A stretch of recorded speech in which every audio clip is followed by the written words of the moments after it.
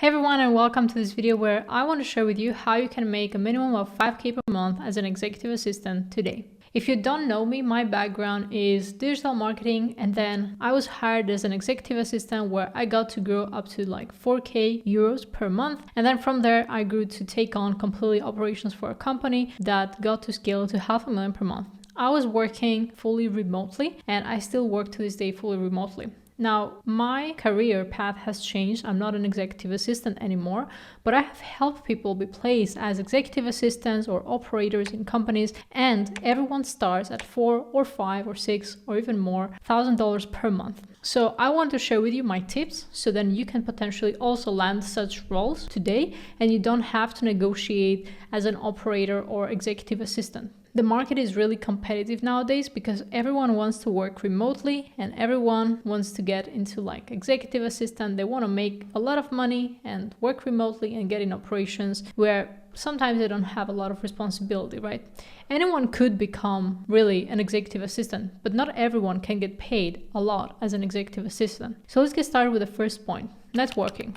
You need to be vocal about looking for clients. I had a contact and they're looking for an executive assistant. She would never talk about it. She would never tell anyone. She was really connected to people that were making a lot of money and potentially looking for executive assistants. But she was pretty shy and she didn't talk about it. So the first thing that you should do about your situation is talk about it. Tell people that you're looking for a role. You don't need to sound desperate, but you need to be vocal about like, hey, I'm looking for people that I can help with my services. You don't have to brag about it, but tell people that, you are open for business. Being vocal and networking is not just a matter of like going to events and talking to other people in person. You can also promote yourself online. You can be on LinkedIn, you can be on Facebook. Yeah, I know, Facebook is still active. There are Facebook groups and everything. And as well, you need to be open to work in a different time zone. Your client may be in USA, Canada, Europe, Dubai, who knows.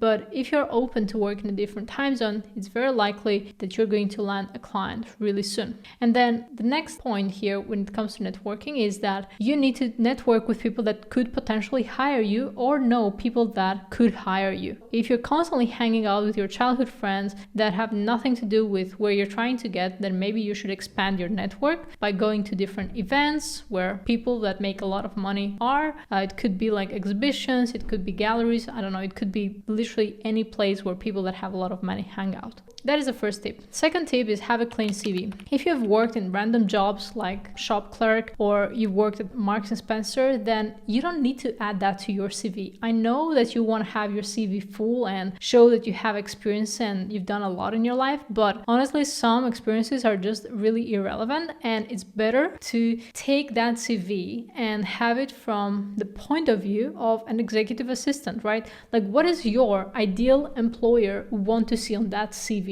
And I'm not saying that you should be lying, but I'm saying if you have some jobs that you did recently that are pretty relevant, then it's best to just remove those and just keep the ones that are relevant to this position. Point 3, you need to learn ChatGPT. A lot of businesses out there understand that there could be more leverage with ChatGPT. And if you just rely on the fact that you come up with the ideas or like you're gonna sit down and write things for like 3 hours, nobody cares to see that in 2025 and moving forward.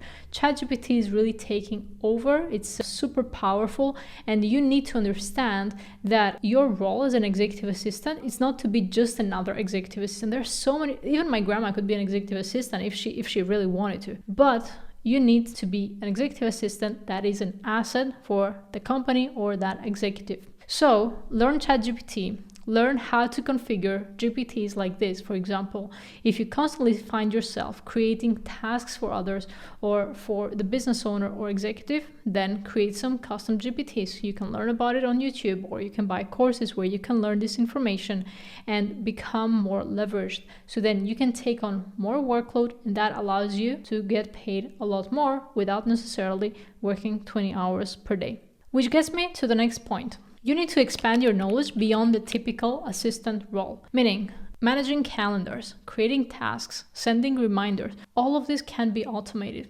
Actually, these are pretty irrelevant in 2025. So what you need to do is you need to learn more about operations, learning more about project management and team management, and learning also automations, how to set up automations to make your life easier and the executives' lives easier. So you need to understand the soft skills and the hard skills. And if you don't do that, you will become irrelevant in 2025, or you will get paid very little because you are competing in an international market. And there have been situations where I needed to hire an assistant for a client of mine who is making multiple 6 or 7 figures per month.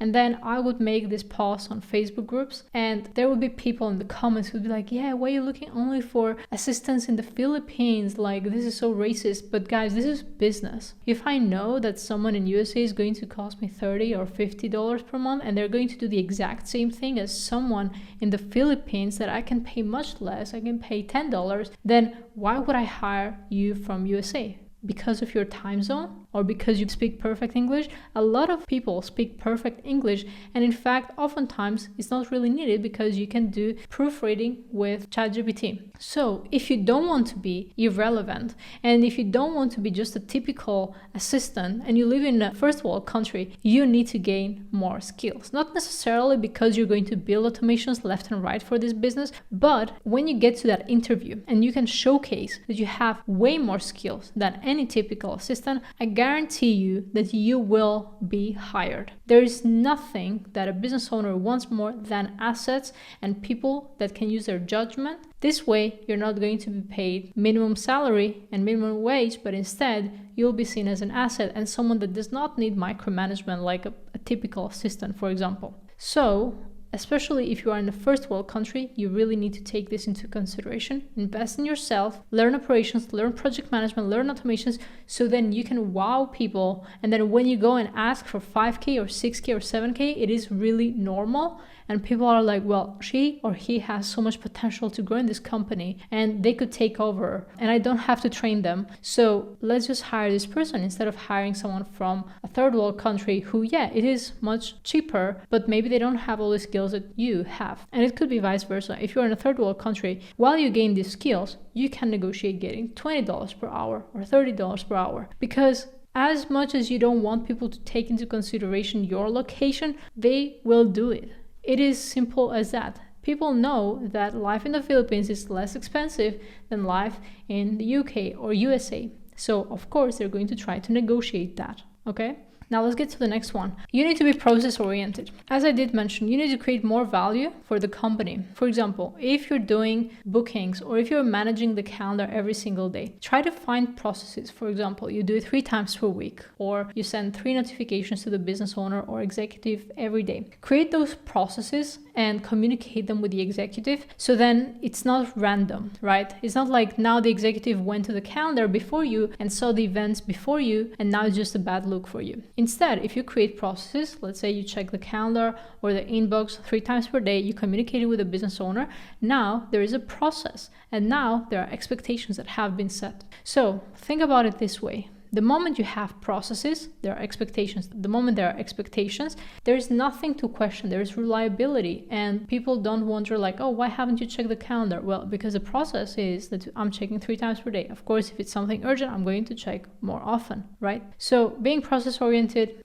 create those ChatGPTs, create the GPTs to create tasks for you, to create emails for you, so you don't have to waste a lot of time coming up with copy, coming up with like emails and all this. Now let's get to the next point. You need to be organized in the way that you're communicating, in the way that you're solving problems, and even in the way that you're responding, especially right before your interviews. For example, if you're being interviewed or like you're trying to book an interview and the person, like the recruiter, is asking you certain questions or you have questions, the way that you're going to answer, and that is a tip and something I use to this day, you always respond in either bullet points or numbers. So you make numbered points. You say 1, 2, 3, 4. This way, you are creating that structure on that recruiter's brain, and that makes it really easy for them to communicate with you. This is something that I use to this day. I use it with my team, with my clients, with everyone, because I want to show them that communicating with me is really simple and it's really organized, and it's not like I'm bombarding you with like 50 questions, because yeah, I could have 50 questions, but they are numbered, and that makes it really easy for you to digest them. And you can go into like, hey, I'm going to respond from question 1 to 3, and then I don't know question 4. But if you're constantly texting people, if you're constantly asking like questions and they are not numbered, and the way that you're writing is not clear, then how are you actually going to help as an executive assistant?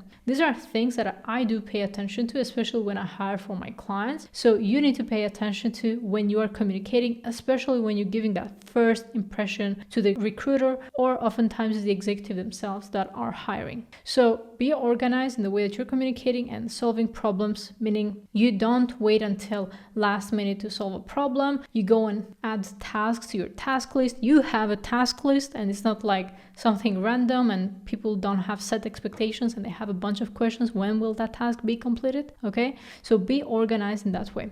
Point number 7, you need to lead the way. Oftentimes, when you're hired as an executive assistant, the executive themselves, maybe they never had an executive assistant. They don't even know what your job description should look like. Now, I know it may sound crazy, but it got me to the place where I'm today. I'm making multiple 6 figures per month. So maybe you should trust me. If you don't have a job description, go and create a job description. You can use ChatGPT. You can see like other templates, and then you can create one based on what you were asked to do the first week, and just create that job description for yourself. Or let's say your executive doesn't have a schedule for you on what you should be doing on Monday, Tuesday, Wednesday, Thursday. Go and create that yourself. By leading, it's not that you're going to take on more responsibilities that you're being paid for, but it's your way to negotiating a higher pay really soon. A lot of people are trying to cut corners, or they just want to do like what they're paid for. But in reality, if you just keep doing what you're getting paid for, you will not have any leverage to pull in the future to negotiate getting paid even more.